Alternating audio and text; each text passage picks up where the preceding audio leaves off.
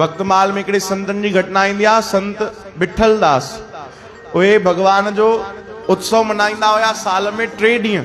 जीअं असां वटि दरबार साहिब में 3 ॾींहं वरसी मनाईंदा आहिनि, 15 ॾींहं कार्तिक जी कथा हलंदी आहे, तीअं उहे साल में 3 ॾींहं भगवान जो कोई वार्षिक उत्सव मनाईंदा ॾाढी धूमधाम सां, ॾाढी धूमधाम सां। त उते हिकिड़ो सेठ सेवा कंदो। ध्यानु ॾिजो, ही कथा मूंखे ॾाढी सुंदर लॻी। हिकिड़ो सेठ, धनी सेठ उते अची सेवा कंदो हुयो। सभिनीनि खां वधीक अगरि चइजे धन जी सेवा त उहो सेठ ई कंदो हुते।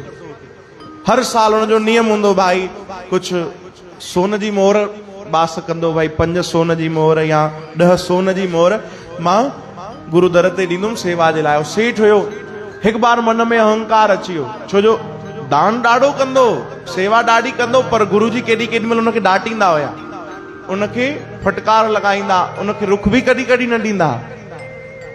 त हिकु ॾींहुं नाराज़ थियो ऐं चई मां हेॾी सेवा थो कयां गुरु दर जी, पर मुंहिंजे त ध्यानु ई कोन था ॾियनि, मां न हुजां त केरु करे हा।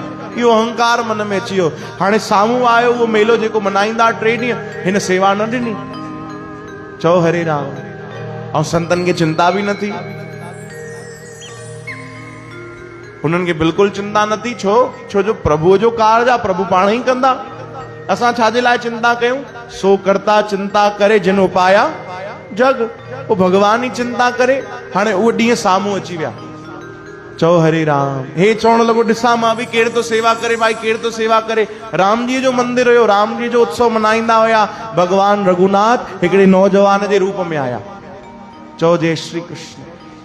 सुंदर भगवान रूप धारण करे ऐं संत वटि अची पहुता।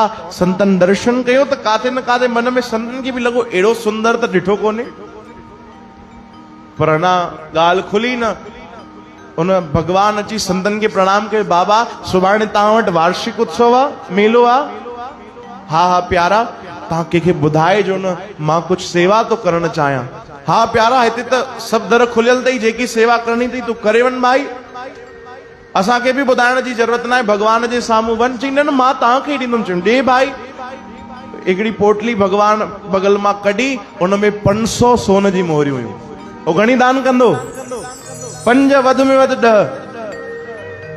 भगवान 500 सोन जी मोहरियूं कढियूं, संत खे ॾिनी। चई बाबा हे संतनि जी सेवा में ऐं उत्सव में लॻाए छॾिजो, नालो न खणिजो। चओ हरे राम। इहो उत्सव में लॻाए छॾिजो। संतन ॾिठो ऐं उहो साल एॾो ज़बरदस्त उत्सव मनायो, एॾो ज़बरदस्त। 2 ॾींहं 3 ॾींहं गुज़रिया। सेठ हैरान थियो, चई भाई हे त पिछले साल खां वधीक उत्सव धूमधाम सां मनायो अथऊं। ख़बर मिली कि भाई कोई ॿियो कोई सेठ जाॻियो आहे ऐं उहो सेवा करे वियो आहे। संत मुस्कुराइण लॻा। उहो सेठ जी जो जेको भीतर अहंकार हुयो, मां न हूंदुमि त केरु सेवा कंदो, उहो निकिरी वियो। तुरंत आयो संतनि जे चरणनि में। चओ जय श्री कृष्ण। प्रभु मूंखे माफ़ कयो, मूंखे क्षमा कयो, ऐं मां अहंकार कयो, तव्हां बख़्शणहार आहियो, मुंहिंजी रक्षा कयो। ऐं केरु हुयो उहो? केरु हुयो जेको सेठ सेवा करियो? केरु हुयो? संतन चयो भाई कोई नौजवान आयो हुयो, असां ॾाढो ॻोल्हियोसीं, गायब थी वियो। असांखे त लॻे थो ॿियो कोई न, भगवान पाण ई अची करे कार्य रास करे वियो आहे। चओ हरे राम। ॿियो केरु कंदो भाई? संत खिली करे चवंदा ॿियो केरु कंदो? तोखे मूंखे कोई ताक़त आहे करण जी? वो प्रभु ई त कंदो आहे। पोइ केॾी महिल कंहिंजे घट में वेही करे कंदो आहे। अगरि कोई सहारो न मिले त कोई रूप धारण करे अची करे वेंदो आहे। चओ जय श्री कृष्ण। भगवान पाण ई त अची करे वेंदा आहिनि भाई। वो सेठ जीवन भर संतन जी शरण में रहियो, सेवा कंदो रहियो, भक्ति कंदो रहियो। ॾिसो थोरो घणो जेको सेवा जो उनखे अहंकार हुयो, संतन जी कृपा सां, भगवान जी कृपा सां उहो अहंकार बि दूर थी वियो। इहो जीवन जीअण जी कला संतन जे दर ते मिलंदी आहे, सतगुरनि जे दर ते मिलंदी आहे। चओ जय श्री कृष्ण।